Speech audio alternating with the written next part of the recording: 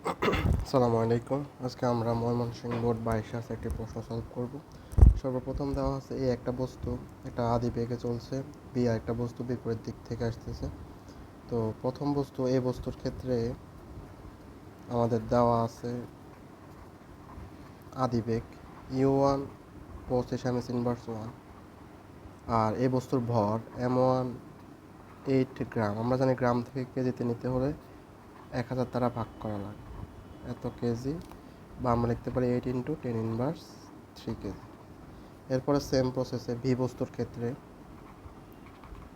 বস্তুর ক্ষেত্রেও আমাদের দেওয়া আছে ভি বস্তুর আদিবেগ u2 20 ms ইনভার্স 1। এখন এই বস্তু একটা দিক থেকে যাচ্ছে, বি বস্তু তার বিপরীত দিকে, যার কারণে আমরা বি বস্তুর বেগে মাইনাস ধরে নিচ্ছি, -20 ms ইনভার্স 1। বি বস্তুর ভর m2 হচ্ছে যে 2 গ্রাম, সেম গ্রাম থেকে কেজিতে নিতে হলে 1000 দ্বারা ভাগ, তাহলে আমরা লিখতে পারি 2 × 10⁻³ কেজি। এখন বলছে বিপরীত দিক থেকে আসার পর এক পর্যায়ে মার্বেল দুটি সংঘর্ষ ঘটে। প্রথম প্রশ্ন বলছে সংঘর্ষের পর মিলিত পাথরদ্বয় কোন দিকে এবং কত বেগে যাবে। সংঘর্ষের পর তারা মিলিত অবস্থা, অর্থাৎ সংঘর্ষের পর তারা একই বেগে যাবে। এখন আমরা জানি ভরবেগের সংরক্ষণ নীতি অনুসারে আমরা জানি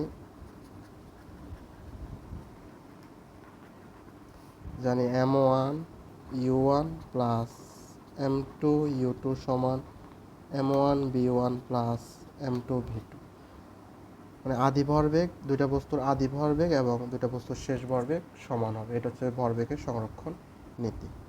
এখন সংঘর্ষের পর পাথরদ্বয় মিলিত অবস্থায় যায়, অর্থাৎ সংঘর্ষের পর তারা মিলিত একই বেগে যায়, তাহলে আমরা লিখতে পারি b1 এবং b2 সমান b, কারণ তারা একই বেগে যায়, মিলিত অবস্থায় তারা একই বেগে যায়। তাহলে আমরা এরপরে দেখতে পারি m1 u1 plus m2 u2 সমান m1 b plus m2 b। এরপর b কমন নিলে আমরা লিখতে পারি m1 প্লাস m2, আর এই পাশে same m1 u1 plus m2 u2।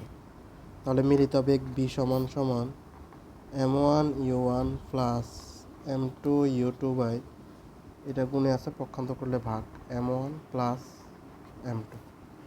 এরপরে m1 বস্তুর ভর হচ্ছে যে 8 × 10⁻³ ইন্টু u1 হচ্ছে 25 প্লাস m2 হচ্ছে যে 2 × 10⁻³ ইন্টু u2 হচ্ছে যে -20, আর m1 হচ্ছে যে 8 × 10⁻³ প্লাস 2 × 10⁻³। এতটুকু ক্যালকুলেশন করলে আমরা বস্তুর বেগ পাবো 16 ms ইনভার্স 1। অথবা আমরা একটু দেখাই, এটা 8 × 10⁻³ ইন্টু 25, এতটুকু ক্যালকুলেশন করলে আমরা পাবো 0.2, প্লাসে মাইনাসে মাইনাস 2 × 10⁻³ গুণ 20, এটা দিলে আমরা পাবো 0.04, এ দুইটা যোগ করলে আমরা পাবো 0.01। এরপর এতটুকু ক্যালকুলেশন করলে পাবো আমরা 16 ms ইনভার্স 1। এটা হচ্ছে পাথরদ্বয়ের মিলিত বেগ। এখন এরপরে প্রশ্ন বলছে যে কোন দিকে যাবে। তো আমরা যে বস্তুর বেগে, যেমন এ বস্তুর বেগ আমরা প্লাস ধরছি 25, আমাদের আনসারও আসছে প্লাস, তাহলে আমরা বলতে পারি যে এ বস্তুর দিকে যাবে। যদি আমাদের মিলিত বেগ মাইনাস আসতো, তাহলে আমরা মাইনাস ধরছি বি বস্তুরে, তাহলে আমরা বলতাম যে পাথরটা বি বস্তুর দিকে যাবে। তাহলে আমরা লিখতে পারি মিলিত পাথরদ্বয়ের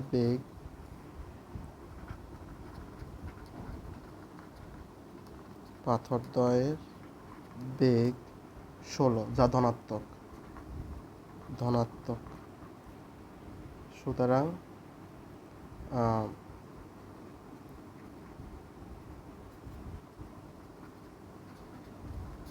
সংঘর্ষের পর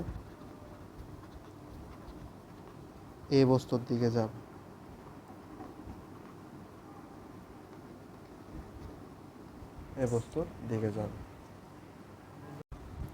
এরপর ঘ প্রশ্ন বলছে উদ্দীপকের ঘটনাটি ভরবেগ এবং গতিশক্তির সংরক্ষণশীলতা নীতি মেনে চলে কিনা ব্যাখ্যা করো। তো উদ্দীপকে আমরা দেখতে পাই যে এ বস্তুর ক্ষেত্রে দেওয়া আছে তার ভর m1 8 গ্রাম বা 8 × 10⁻³ কেজি। এরপরে এ বস্তুর আদিবেগ u1 25 ms⁻1। বি বস্তুর ক্ষেত্রেও সেম। বি বস্তুর ক্ষেত্রে বস্তুর বেগ বি বস্তুর ভর m2 হচ্ছে যে 2 গ্রাম বা 2 × 10⁻³ কেজি। আর এর আদিবেগ হচ্ছে যে 20 ms⁻1। যেহেতু এ বস্তুর বেগ এবং বেগের এ বস্তুর ডিরেকশন এবং বি বস্তুর ডিরেকশন পরস্পর বিপরীতমুখী, তাহলে এ বস্তুর আদিবেগ আমরা প্লাস ধরলে বি বস্তুর বেগ হবে মাইনাস। এরপর আমরা গরুর গ থেকে পাই মিলিত বেগ, গ হতে পাই মিলিত বেগ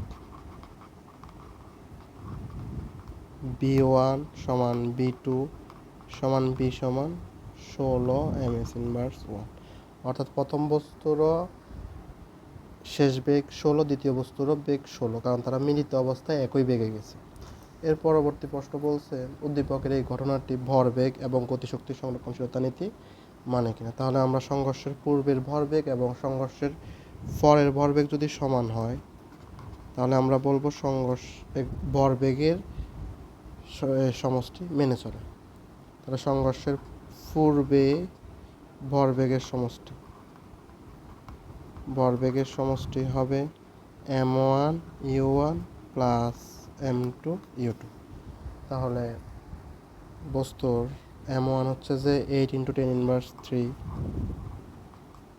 u1 হচ্ছে যে 25 প্লাস m2 হচ্ছে 2 × 10⁻³ u2 হচ্ছে -20। এতটুকু ক্যালকুলেশন করলে আমরা পাবো 0.16। এখন ভরবেগের একক হচ্ছে কেজি ms⁻1। ভরের একক কেজি, বেগের একক ms⁻1। এটা সংঘর্ষের পূর্বের। সেমভাবে সংঘর্ষের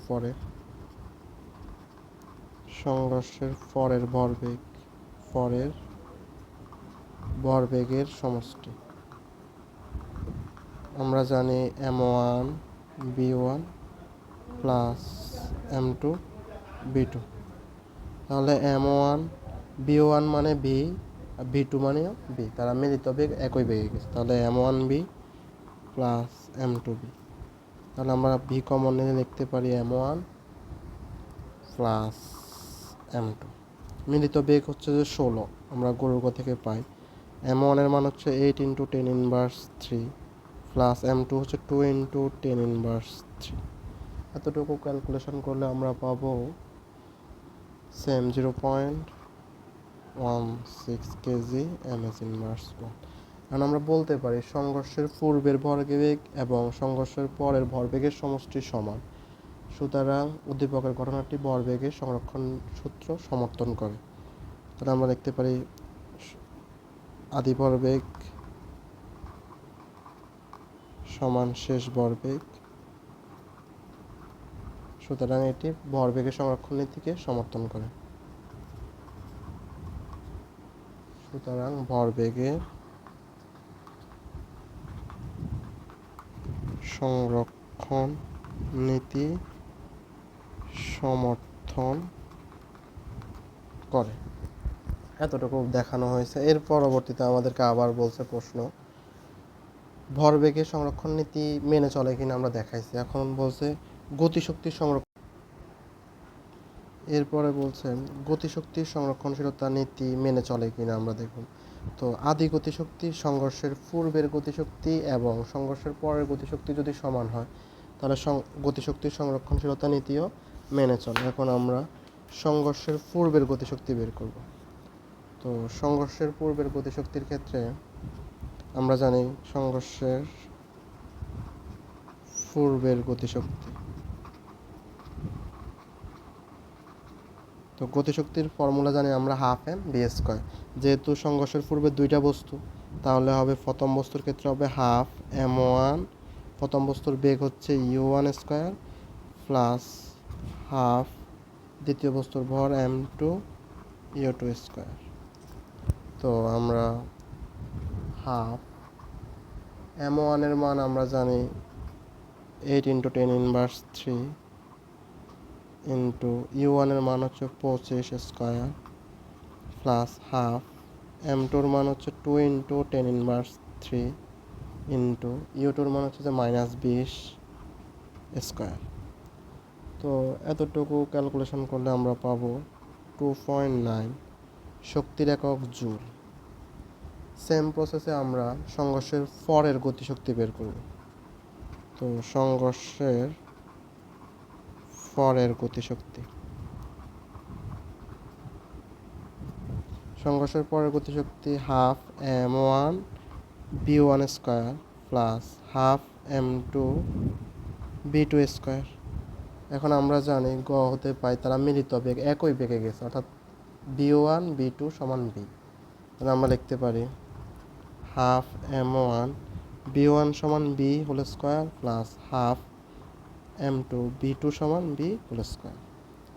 এরপরে আমরা হাফ প্রথম বস্তুর ভর আমরা জানি 8 × 10⁻³ বি ওয়ানের মান হচ্ছে 16, অর্থাৎ বি ওয়ান বি টু বা বির মান হচ্ছে 16 m⁻⁻⁴।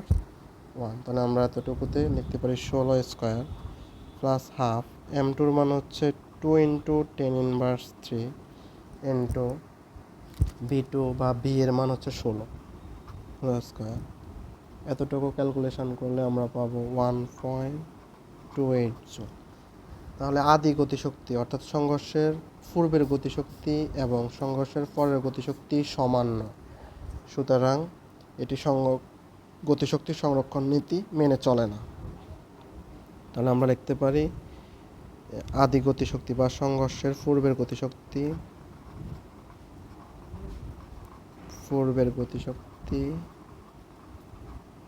এবং সংঘর্ষের পরের গতিশক্তি সমান নয়,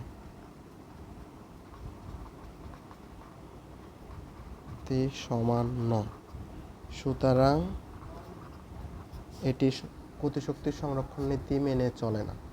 সুতরাং এটি গতিশক্তির সংরক্ষণ